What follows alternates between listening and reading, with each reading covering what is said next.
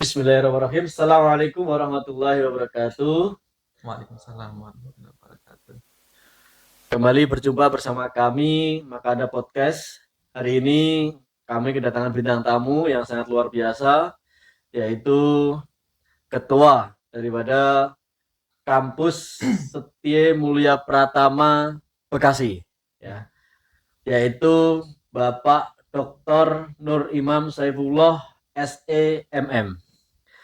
Beliau jauh-jauh ke sini tentunya setelah janjian ya mengatur waktu ini udah berapa bulan ini. Jadi tolong disimak dan mudah-mudahan nanti memberikan pencerahan bagi semua pemirsa Makada Podcast. Mari sama-sama kita sambut beliau yang terhormat Bapak Dr. Nur Imam Saifullah SEMM. Baik, terima kasih. Selamat siang, Pak. Selamat siang. Oh, iya. Semangat gitu ya. Iya. Jadi terima kasih Pak atas kehadirannya pada siang hari ini ya di Makada Podcast ya. Di hari ini hari Jumat tanggal 14. 14 Ya. November 2025. Betul. Gimana Pak? Sehat Pak? Alhamdulillah sehat. Alhamdulillah. Sebenarnya kita udah lama ya. Janjiannya lama nih. Janjiannya lama. Waktu beliau sibuk nih. Iya. Kan Mungkin ngurusin kalau ini. dibilang sejak saya menjabat awal itu Siap. kita ketemu sempat ayo bikin podcast gitu ya. Tapi karena kesibukan akademik yang memang PR-nya ya bisa dikatakan kita membereskan angkatan yang mau wisuda kemarin. Hingga akhirnya ya baru sekarang ini kita ada waktu, ya kenapa enggak gitu ya. Jadi Itulah. hari ini lagi kosong Pak ya ceritanya ya? Ya kalau ngomong kosong sebenarnya nggak ada ya. Oh. Nggak ada waktu kosong. Orang sibuk. Orang sibuk. Katanya orang sibuk begitu, nggak ada waktu kosong gitu ya. Jadi sebenarnya kita lagi ada kesibukan mempersiapkan untuk ini kebetulan udah akhir tahun ya. Siap. Menjelang akhir tahun Desember kita udah persiapan untuk nanti di tahun 2026 gitu. Jadi perencanaannya itu sedari sekarang. Ya, nanti disampaikan mungkin di awal Januari itu kita akan melaksanakan raker gitu ya. Raker atau rapat kerja. Siap. Untuk rancangan yang di 2026 mana yang disahkan, dan itu semua unit lagi mempersiapkan untuk membuat dokumen rencana kerjanya. Tentang biodata Bapak. Oke. Sebelum sampai kepada titik menjadi ketua Kampus Setie Mulia Pratama, mungkin bisa sampaikan Pak pada pemirsa biodata pendidikan Pak, atau background pendidikan Bapak sebelumnya dari mana, asal usulnya mungkin, terus kuliahnya di mana saja, kok sampai sekarang masih muda, ya kan, udah bergelar dokter, ini sangat luar biasa Pak. Nah ini menjadi apa ya, semangat bagi kami yang mohon maaf ya, selama ini kami mungkin melihatnya antara teori dan praktek itu lebih ke prakteknya Pak. Kalau teori kan bicaranya kadang kita belajar teori tapi prakteknya tidak sejalan, ya kan. Tapi kan praktek tambah teori kan juga ngawur itu nanti kan. Iya. Tidak berdasar. Iya. Maksudnya gitu loh. Iya. Atau setidaknya praktek kalau diimbangi dengan teori itu kalaupun menyimpang nggak jauh gitu ya. Masih di koridor yang benar lah paling tidak. Menyimpangnya koridor yang benar, bukan menyimpang yang koridor sudah masuk ke arena salah gitu ibaratnya atau keliru. Silahkan Pak disampaikan. Terima kasih. Jadi saya apa nih? Kalau cerita ini mau dari SD kan? Mungkin lahir di mana Pak? Saya asli kelahiran di Banjarnegara, suatu kabupaten di Jawa Tengah. Yang mungkin orang memandang itu terkenalnya justru karena kalau dari kulinernya dawet ayu, dawet ya, air minum. Mungkin teman-teman tahu dawet lah. Ya. Kalau dari sisi yang ekonomi itu dilihatnya sebagai daerah yang penghasil pertanian. Oleh karena itu UMR atau UMK di Kabupaten Banjarnegara itu terendah se-Jawa Tengah. Gitu. Tapi meskipun terendah se-Jawa Tengah bukan berarti kemiskinannya itu paling tinggi se-Jawa Tengah. Enggak. Ya, saya membanggakan sedikit lah Banjarnegara gitu ya. Siap, siap. Gitu. Nah, lahir di situ, sekolah SD, SMP, SMA juga di Banjarnegara. Saya pindah ke kota lain itu karena kuliah. Ya, kuliah S1, S2 di Purwokerto. Kalau sekarang mungkin kampusnya namanya UIN Purwokerto. Kalau yang S1, S2-nya saya dari Universitas Jenderal Sudirman, Purwokerto. Itu praktis saya masuk S1 2013, lulus 2017. 2017 masuk S2, lulus 2019. Nah, setelah lulus itu dosen pembimbing saya waktu itu namanya Profesor Camio. Apa beliau, Pak? Coba tonton nanti ya. Prof Camio, sehat Prof. Makasih Prof bimbingannya. Itu yang mendorong saya untuk waktu itu dibilang Mas Nur tuh saya lihat masih semangat bergelut dengan ilmu gitu ya, mengarungi dunia pendidikan. Nah, itu yang akhirnya beliau membuka ruang untuk coba ini ada beasiswa kalau berkenan daftar. Gitu. Jadi waktu itu saya sebenarnya nggak ada pikiran untuk sampai ke S3 itu nggak ada. Itu tadi Banjarnegara lebih ke pertanian. Orang tua saya petani, tapi bukan yang punya lahan, tapi buruh taninya malah. Kalau bisa dikatakan seperti itu. Jadi dari situ sebenarnya mimpi untuk menjadi, apalagi sekarang bergelar S3 itu nggak ada sama sekali. Cuman mimpinya waktu dulu itu kepengen jadi pendidik, iya, gitu ya, menjadi pendidik. Dan waktu itu kan minimal untuk menjadi pendidik kan di zaman itu udah harus bergelar S1 ya. Siap. Itu mau di SD, SMP, SMA sama bergelar S1 gitu. Jadi orientasi saya dulu seperti itu. Cuma setelah saya mencoba untuk menjadi pendidik, khususnya di SMA, itu mengalami berontak gitu, bahwa nggak bisa saya kalau di dunia pendidikan SMA. Gitu. Mungkin karena saya orangnya nggak sabaran. Jadi harus menghadapi anak-anak SMA, apalagi SMA ya, itu lagi masa-masa puber lah ya. Iya, masa puber lah. Mungkin Masnya pernah mengalami Pernah, Pak. seperti apa ya? Masa mulai nakal-nakal sedikit gitu ya. ABG lah gitu.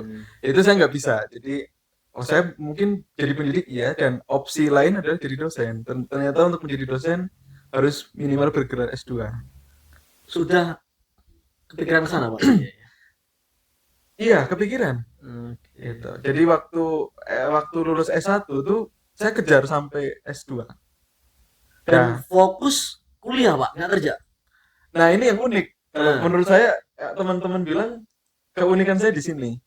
Jadi di saat teman-teman itu bagaimana caranya kuliah sambil bekerja, saya justru gimana caranya kuliahnya fokus tapi di sisi lain saya menghasilkan duit. Nggak kerja tapi menghasilkan duit. Nah, itu yang saya akhirnya berpikir apa gitu ya. Ya, sesuatu yang tepat yang bisa menghasilkan duit tanpa saya harus bekerja ekstra gitu, atau mengambil porsi waktu untuk bekerja. Dan saya waktu itu gunakan untuk menulis. Berkarya ini, Pak. Iya, berkarya lewat tulisan. Gitu. Jadi saya dulu ya dari semester 1 mengalami fokus ke dunia menulis tuh mulai semester 1. Dan itu di komentar habis-habisan sama pembimbing saya waktu itu, karena nulisnya itu masih di kertas, masih pakai tulisan tangan, padahal zaman itu sudah komputerisasi. Ya saya tahu karena saya nggak punya laptop. Kita nggak punya laptop, jadi kalau mau menulis sesuatu tuh ya harus di kertas dulu. Punya bakat di situ, Pak. Sebenarnya bukan punya bakat sih, tapi diasah. Nggak punya sebenarnya, tapi ketemunya di situ. Artinya kan kemauan ada, Pak. Ya, berarti kan kemauan dulu nih. Iya. Kita bicara kan kemauan. Kadang orang kemampuan, tapi kalau ada kemauan juga nggak bisa, Pak, disampaikan gitu loh. Iya, tapi kalau punya kemampuan nggak diasah pun itu hal yang nggak berguna jadinya. Berarti nulisnya dalam bentuk novel, jadi sebuah No, novel. bukan novel, Apa? lebih ke karya ilmiah. Karya ilmiah. Iya, Oh, ini luar penelitian. biasa. Penelitian lebih lagi nih, Pak. Ya, nah dari situlah mulai saya kenal pertama kalinya tuh awal nulis tuh ya pasti ditolak-tolak gitu ya sama Iya. dosennya. Ya tulisan apa seperti ini kayak gitu. Nulis tuh begini-begini. Tapi dari situ aku belajar nulis tuh ada strukturnya. Harus tahu mana pendahuluan, Oke. mana klimaks Iya. dari tulisan itu, poinnya pentingnya itu di mana sampai ke nanti endingnya adalah sintesanya gitu ya atau penyelesaian konflik itu dan kesimpulannya seperti apa. Oh ternyata gitu. Simpelnya gitu ya. Ya ibaratnya kayak pendahuluan, terus pembahasan, penutup. Oke. Nah, tapi kalau di karya ilmiah kan lebih lebih rigid lagi. Iya. Nah, dari situ tuh saya pernah satu kali proposal itu dapat 10 juta. Oke. 2014 tuh. Hasil apa? Proposal Bapak atau hasil karya ilmiah Bapak Mm-mm. yang mungkin tersebar atau mungkin banyak dikenal orang apa Pak? Mungkin bisa disebutin biar kita juga tahu nih. Karya ilmiahnya lebih ke ekonomi sih. Oh. Iya, lebih mendalami tentang ekonomi.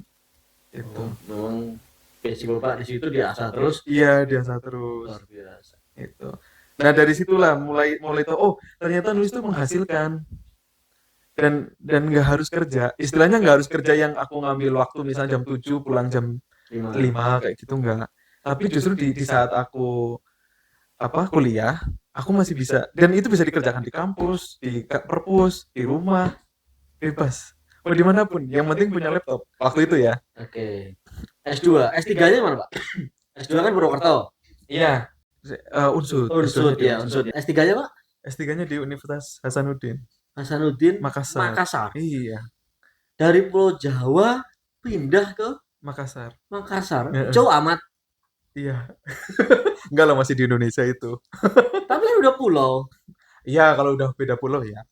Beda budaya juga Kulturnya ya. iya beda. Kulturnya beda. Budaya baik budaya lokal masyarakatnya ataupun budaya akademiknya agak berbeda juga dengan teman-teman di Jawa. Kok bisa geser ke sana? Gimana Nah, ceritanya? jadi singkatnya itu kalau kalau dari ceritanya kan tadi sampai profesornya nawarin kuliah apa Beasiswa. beasiswa gitu. Siap. Nah, dari situ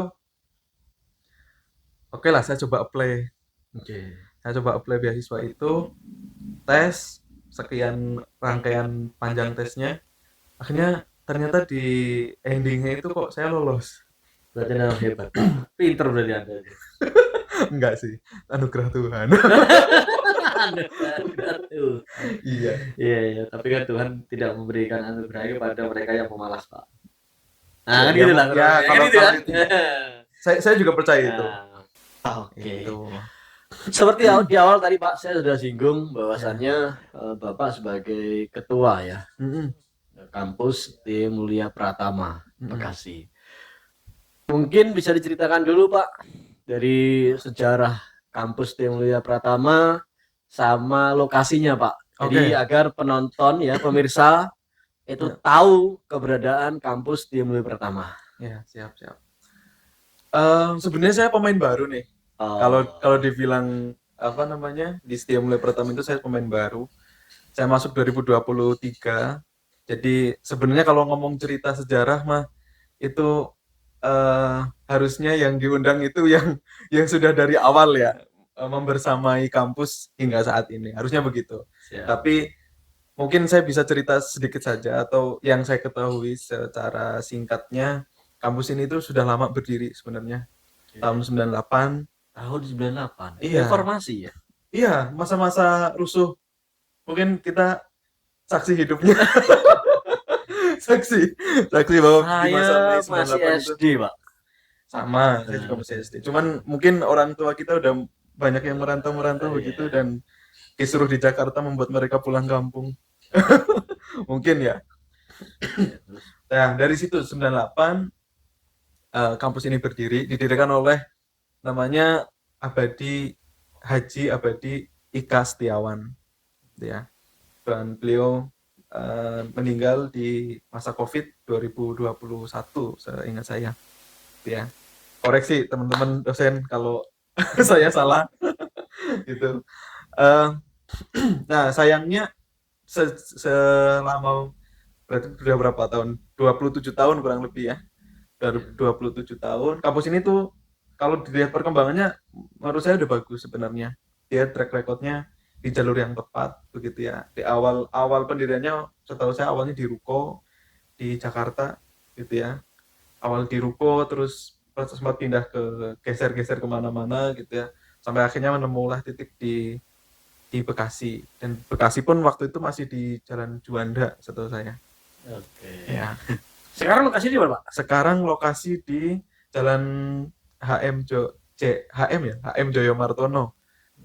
Nomor kafling 5, Bekasi Timur, Kota Bekasi. Patokannya, Pak, mungkin? Patokannya dari mungkin teman-teman tahu tol timur gitu ya. Oke, tol timur. Keluar tol timur, ambil kiri. Nah, dia tepat lokasinya sangat strategis di perempatan Bekasi di tol timur itu.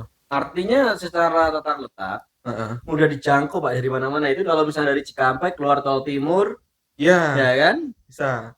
Kiri. Teman-teman dari Jakarta juga sangat mudah kalau mau ke kita sebenarnya. Wah, ini menjadi salah satu kelebihan, Pak, bagi pemirsa semua yang sedang mencari kampus, Pak. Betul. Ya, karena tata letak Ya, itu sangat berpengaruh terhadap apa ya namanya akses ya.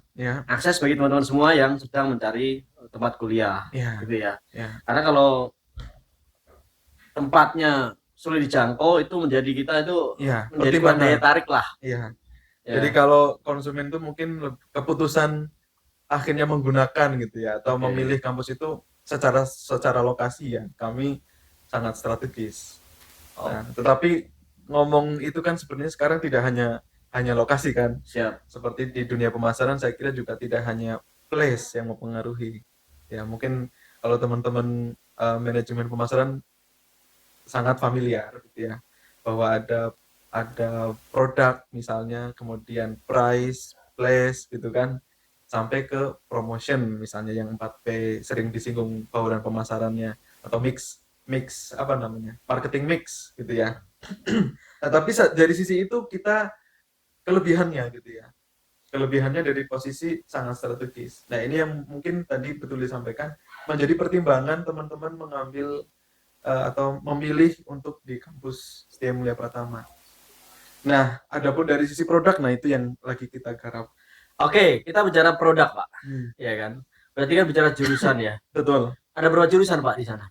Ada 3. Ada 3 jurusan. Nah, mungkin bisa disebutkan, Pak, atau disampaikan kepada pemirsa. Jadi yang pertama untuk menjawab kebutuhan teman-teman yang setelah lulus SMA misalnya, atau SMK dan sederajat gitu, kita membuka 2 program studi. Karena kita namanya Sekolah Tinggi Ilmu Ekonomi, tentunya di bawah naungan ilmu ekonomi. Ada satu S1 manajemen dan yang kedua S1 akuntansi. Itu. Nah, 3 jurusan yang satunya adalah untuk menjawab tantangan kebutuhan hari ini, di mana mungkin teman-teman yang sudah mencapai gelar S1 menjadi sarjana itu juga punya tantangan untuk naik jenjang karir misalnya, ataupun mengasah kemampuan diri menjadi dosen dan sebagainya, praktisi yang itu paham tentang ilmunya. Kita buka jurusan S2 gitu. Dan S2-nya adalah Magister Manajemen. Nah, berarti itu sangat luar biasa, Pak. Artinya untuk atau bagi teman-teman yang sedang mencari kampus ya, mencari lembaga ya, perguruan tinggi. Nah, kampus Setia Mulia Pratama ini sangat menjanjikan, Pak, ya sebenarnya. Iya. Bisa dikatakan malah teman-teman ini bisa jadi pilihan pertama. Iya. Kalau di Makada, Pak, ya produk sebelah kita nih, unit bisnis kita yang sebelahnya itu jadi pilihan pertama karoseri ambulan, Pak. Nah, kalau ini pilihan pertama pendidikan S1. Khususnya Khususnya kalau teman-teman yang mau ke jurusan ekonomi ya, akuntansi atau manajemen. Iya. Kenapa saya sampaikan begitu? Kalau mungkin kita berkaca ke kampus-kampus lain, apalagi yang program MM tadi, itu kita bisa dikatakan standar, bahkan mungkin di bawahnya standar gitu. Bukan kualitasnya ya, tetapi price-nya, biaya pendidikannya gitu. Kita masih menggunakan sistem SPP gitu ya. Kalau teman-teman di perguruan tinggi lain mungkin sudah menggunakan UKT. Dan kita kalau misalnya Anda selesai di semester 7,5 misalnya, 7,5 semester udah selesai, itu semester berikutnya udah nggak perlu bayar lagi. Karena SPP-nya berakhir di situ. Oh, Gitu. siap. Jadi itu menjadi Saling poin ya, Pak ya. iya daya tariknya mungkin di situ. Gitu. Dan murah. Mungkin kalau kita bandingkan dengan teman-teman eh, tadi kalau sesama perguruan tinggi oke lah kita karena membandingkan kan mesti harus dengan yang selevel dong. Head to head ya. Ya head to head kan. Bener. Jadi kalau dengan perguruan tinggi lain mungkin ya kita termasuk yang murah gitu. Oke. Murah. Spill dikit, Pak. Apa tuh? Sedikit aja spill. Oke, apanya nih? SPP-nya berapa, Pak? Biar pemirsa, Iya. ya kan? Ini tahu, Pak. Dan juga mindset, Pak. Ya, mindsetnya itu kalau kuliah itu biaya mahal, Pak. Ya. Mungkin bisa di-spill dikit, Pak. Oke. Kalau SPP itu kita di angka 450, Mas. Murah, Pak. Iya. Kalau itu standarisasi, mohon maaf ya, Pak ya. Dengan sekolah SD mungkin ya. Anak saya nih lebih murah ini. Jadi cukup terjangkau ya kali ini ya. Cukup terjangkau ya. Betul. Oke. Terus kita bicara segmentasi market, Pak. Oke. Ya, tentunya kampus ini kan menjadi sarana dalam bisnis dunia pendidikan, Pak. Ya, kita nggak mungkiri itu ya. Ya. Kita nggak mungkiri itu di mana memang di dalam dunia pendidikan itu kan juga mahasiswa butuh ilmunya. Kampus sebagai lembaga ya diakui oleh negara mengeluarkan daripada sertifikat, ya kan? Ijazahnya nanti di situ kan. Nah, target market, Pak. Oke. Target market di kampus Mulia Pratama itu kemana, Pak, arahnya? Artinya tujuannya itu sebenarnya yang yang dicari atau fokuskan itu ke arah mana, Pak? Oke. Sebenarnya kita sangat terbuka kepada siapapun. Oke. Ya, cuman kan memang betul tadi yang disampaikan target market atau pangsa pasar itu kan juga perlu ya dalam pertimbangan menjalankan bisnis. Betul. Termasuk mungkin kalau bahasa bisnis kasar ya termasuk ini di menggerakkan dunia pendidikan gitu ya. Karena kan kita juga butuh mahasiswa. Oke. Nah, kalau dari segmennya sebenarnya kita mengarah ke mungkin kalau bisa dikatakan hari ini karena lebih banyak kelas pekerja ya. Iya. Tapi tidak menutup kemungkinan teman-teman yang baru lulus SMA misalnya sambil nyari kerja bisa berkuliah di tempat kami. Nah, ini artinya perlu kita garis bawahi dan tegaskan bahwasannya bagi teman-teman pekerja ya yang berminat untuk kuliah sambil bekerja dengan waktu yang fleksibel tentunya, Pak ya. Fleksibel. Nah, di situ bisa datang atau daftar di kampus Setia Mulia Pratama yang ada di Bekasi Timur. Jelas. Betul gitu, Pak ya? Betul. Nah, betul. Tadi sudah disampaikan sama beliau ya bahwasannya selain tempat yang mudah dijangkau juga biaya yang terjangkau, yang murah lah ya. Bicarakan murah ya, Pak, tapi bukan murah dari sisi ilmunya kan gitu kan. Tapi murah biayanya. Nah, kita terakreditasi baik kok, Mas. Aman. Jadi kualitas biar kami yang mengatur. Siap. Ini penting ya, Pak.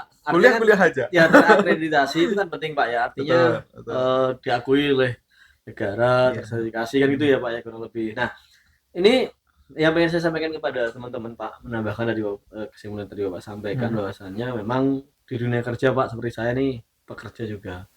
Jadi kalau di pekerja itu ada grade-nya, Pak. Biasanya gitu. Jadi kalau mau naik level, manajer misalkan atau supervisor misalkan, minimal S1. Ya kan? Kalau SMA harus kuliah dulu S1. Walaupun itu sebenarnya ijazah itu selembar kertas, Pak. Betul. Isinya teori, Pak. Iya. Tapi ibaratnya kita bawa motor. Ya, kita mungkin bisa bawa motor, Pak. Tapi kita nggak punya SIM. Nah, disitulah ya fungsi atau keberadaan lembaga ini, Pak. Ijazahnya itu S1 bergelar lebih seperti itu. Nah, jadi ini bagi teman-teman yang ada di luar sana yang sedang mencari kampus ya untuk sarana mungkin nanti naik level ya, atau mungkin untuk jenjang karirnya, ya kan. Nah, bisa menghubungi eh, kampus Setia Mulia Pratama Iya. atau datang langsung ke Bekasi Timur. Ya tadi beliau sudah singgung, ya udah sampaikan bahwasannya tempatnya itu ada tidak jauh dari tol Bekasi Timur. Mungkin bisa dicari nanti di Google Map pasti ya gitu ya. Ya, Setia Mulia sangat Pratama. tersedia. Ada. Nah, gitu. Iya. Nah, Pak, kita bicara tentang fleksibilitas, Pak. Ya, tadi kan Boleh. Bapak sebutkan target marketnya kan Pekerja. pekerja. Betul. Tentunya kita sama-sama tahu bahwasannya pekerja itu sudah apa ya, sibuk dengan atau waktunya itu terbagi dengan dunia kerjanya, Pak. Iya. Ya kan, bahkan ada yang kena shift misalkan. Iya. Nah, ini pengalaman di lapangan nih, Pak. Betul, betul. Ya kan? Belum lagi kendalanya nanti orang yang sudah berkeluarga, Pak. Iya. Ya kan? Iya. Udah berkeluarga biayanya kan double. Mikirin kuliah. Itu apa ya, Pak? Menjadi tantangan tersendiri gitu loh. Ya Iya, kan? iya.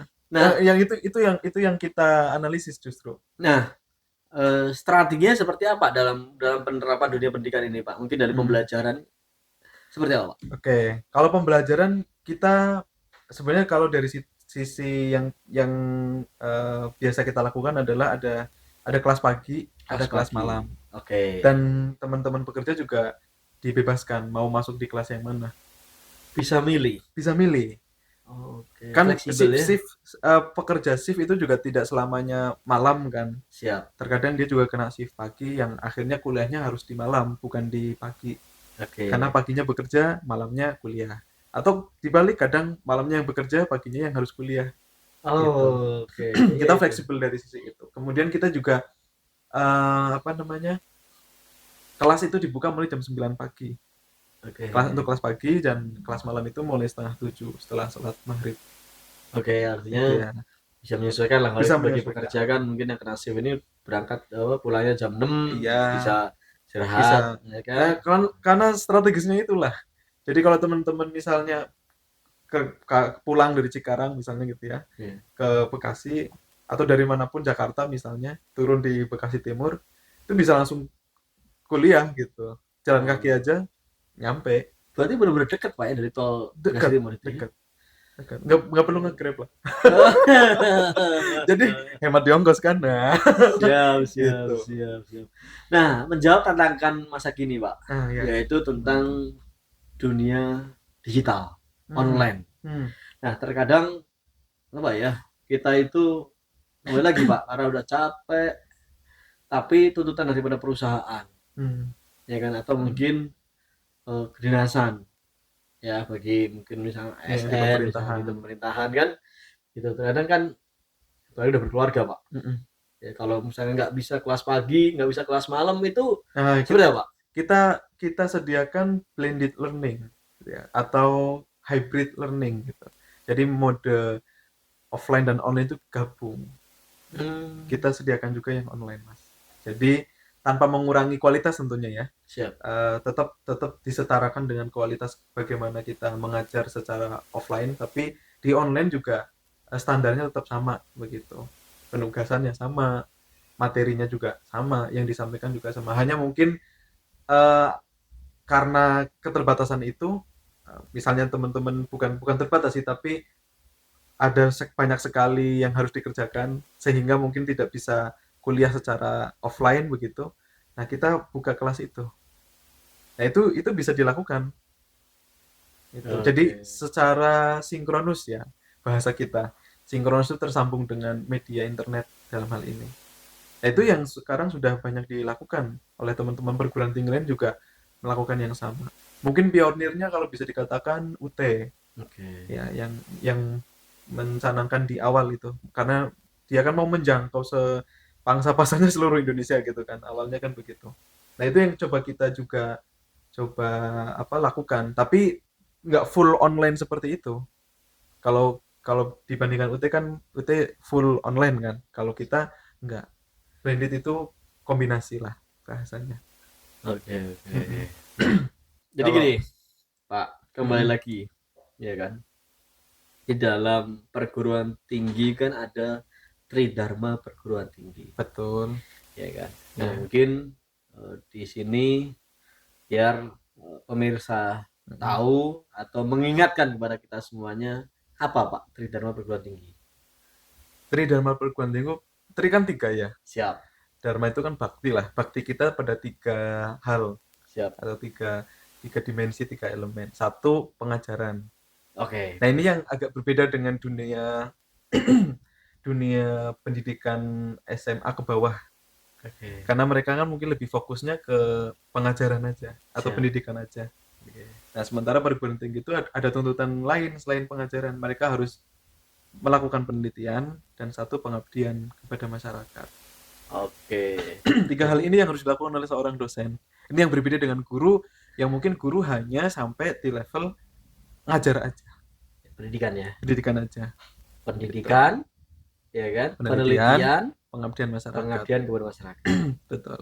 Jadi Oke. sebenarnya dari teori itu kan, kemudian diteliti untuk perkembangan saat ini apakah masih masih relevan atau enggak, penerapannya di masyarakat. Oh, Iya, iya, seperti iya, itu iya. sebenarnya dunia dosen. Seorang dosen dan harusnya seperti itu. Iya, iya. Nah, cuman sekarang memang lebih diatur lagi kan. Kayak penelitian tuh harus harus berdampak gitu. Dan sekarang juga kualitas penelitian di ranking sama seperti kampus, seperti sekolah juga ada akreditasi, ada perankingannya itu. Kalau pengabdian mah nggak ada ranking-rankingnya, cuman dari hasil pengabdian itu apakah eh, diterapkan di masyarakat betul atau enggak gitu. Oke. Kan pengabdian bisa berbentuk yang sekedar memberikan ilmu atau memberikan sesuatu yang itu harus diterapkan gitu, alat misalnya. Kalau Hmm, ilmu kan mungkin lebih ke pengetahuan ya, betul. tapi itu kan berdampak ke kita masyarakat. Contoh mungkin hari ini itu anak-anak muda apa ya, kalau dibilang literasinya itu rendah, itu banyak survei yang mengatakan itu literasinya rendah, bukan bukan karena mereka nggak cakap terhadap nggak bisa baca, bukan begitu, bisa baca, cuman lebih cenderung ke pengaruh media sosial gitu. Yang dibaca adalah scrolling Instagram dan sebagainya, sehingga pondasi keilmuannya itu kurang kuat gitu. Dari Hmm, literasi baca itu ternyata berpengaruh ke literasi keuangan misalnya. Ya, bagaimana pengelolaan keuangan itu juga sebenarnya bagian dari apa yang kita baca gitu. Dan membaca diri sendiri juga perlu gitu kan. Nah, dari literasi itu misalnya dosen itu punya kewajiban di situ. Punya punya peran untuk mengabdi kepada masyarakat dalam bentuk seperti itu juga bisa gitu. Ya, siapa sih yang mau generasi Indonesia ke depan bukan generasi emas tapi generasi cemas gitu kan. janganlah ya, Iya. janganlah ya. Jadi memang kalau kita dengar dan kita simak tadi yang beliau Ya. sampaikan bahwasannya eh, dunia sudah berubah, bergeser nih, Mm-mm. ya Mm-mm. kan, menjadi dunia digital. Iya. Betul ya Pak ya? Iya. Dunia digital. Terus daya minat dari apa generasi ya, Mm-mm. generasi Mm-mm. ini udah mulai turun ya Pak ya. Daya Mm-mm. minat baca mungkin ya kan. Terus belajar Mm-mm. yang udah mulai turun lebih Mm-mm. kepada mereka mengandalkan media sosial. Ya, atau Mungkin AI sekarang nih. apalagi tuh. Iya. Karena hampir semua bisa dijawab sama Eh, AI sekarang. iya. Gitu. Tapi kan itu apa ya Pak? Mesin ya itu. Berarti kan Iya, bukan nurani yang bicara. bukan, bukan. Itu kan karena data-datanya ada Iya, dikasih ke dia gitu kan. benar. Benar artinya eh, kalau kita bicara kampus Setia Mulia Pratama yang Mm-mm. dalam hal ini fokusnya lebih kepada apa namanya jurusan perekonomi Pak ya, ekonomi ya, Manajemen akuntansi, manajemen akuntansi dan magister manajemen. magister manajemen, maka itu diharapkan bisa menjawab tantangan waktu ke waktu gitu ya Pak ya. Iya. Karena kalaupun ibaratnya kita mohon maaf, misalkan selebgram contoh, Mm-mm. selebgram atau tiktokers. Nah, kalau dia nggak bisa manage keuangan, mereka nggak belajar ilmu ekonomi, itu kan Mm. jadi masalah juga, Pak. Iya. Nah, makanya di Oh. situ bagi pemerintah yang mungkin, mohon maaf, eh, yang ya mungkin udah pinter lah cari duit, ya. Tapi kalau nggak pinter mengelola keuangan, itu kan juga jadi masalah. Iya. Nah, Iya. maka belum terlambat nih bagi teman-teman yang mau berkuliah atau menjadi mahasiswa di kampus Setia Mulia Pratama Bekasi. Terus untuk PMB Pak, Oke. Kenapa penerimaan PMB? mahasiswa baru, ini udah dibuka atau belum Pak? Kita buka sepanjang tahun, Mas. Oh kita buka? Iya. Gitu. Sepanjang tahun. Mungkin izin nomor telepon atau Oke. Kalau mau ke websitenya silahkan ke www.stmpacid. Kalau mau ke situ, kalaupun misalnya nanti teman-teman buka di Google Map, misalnya cari Setia Mulia Pratama gitu ya. Nanti di situ ada kontak yang bisa dihubungi. Gitu. Bahkan kita juga sudah menyasar ke Instagram Ads, Facebook gitu ya, yang itu bisa mungkin saat kalian teman-teman buka Instagram kok nongol lah itu bisa langsung dihubungi. Gitu. dunia pemasarannya luas nih kan? Ya, sekarang pemasarannya sudah seperti itu, Mas. Dan kita ikuti. Gitu. Ya, mungkin pada pertemuan hari ini kita cukupkan sekian Pak ya. Iya. Di kami dari Makada Podcast mengucapkan terima kasih banyak atas keluhan waktunya, Sama-sama. atas kehadirannya di sela-sela kesibukannya ya. Setelah berbulan-bulan kita agendakan ngatur waktu, akhirnya waktu itu tiba di hari ini. Dan mudah-mudahan apa yang Bapak sampaikan tadi tentang dunia pendidikan, dunia sarjana, ya mahasiswa, ya itu bisa pemirsa dengar dan ketahui. Dan terkait dengan kampus, ya dunia pendidikan, teman-teman nggak usah khawatir karena kalau kita dengarkan tadi dari beliau, Bapak Dr. Imam Saifullah, ya kampus Setia Mulia Pratama itu tempatnya sangat strategis dan mudah dijangkau. Dan tidak kalah pentingnya terkait dengan biaya, ya biaya pendidikan, ya keuangan. Tadi beliau sempat singgung tadi 450 setiap bulannya. Iya, setiap bulan. Ya, jadi bulan. Kalau satu semester 6 bulan itu 3 juta. 3 juta. Oh, masih terjangkau Pak untuk secara kampus ya. Dan juga untuk teman-teman yang mungkin sudah strata 1 ya pengen melanjutkan jenjang karirnya di S2 ya. Tadi beliau sampaikan bahwasannya biayanya juga cukup murah, yaitu biaya SPP bukan UKT. Betul. Ya Pak ya. Betul. Nah diharapkan dari situ bisa menjadi penunjang ya karir bagi teman-teman semua yang di luar sana yang sedang bingung mencari kampus atau perguruan tinggi. Silakan berbondong-bondong datang ke kampus Setia Mulia Pratama yang ada di Bekasi Timur. Dari saya Wawan Widodo, saya akhiri. Bila taufik wal hidayah. Wassalamualaikum warahmatullahi wabarakatuh. Waalaikumsalam. Terima kasih. Terima kasih. Sama-sama. Iya. Biasa. Makada Podcast.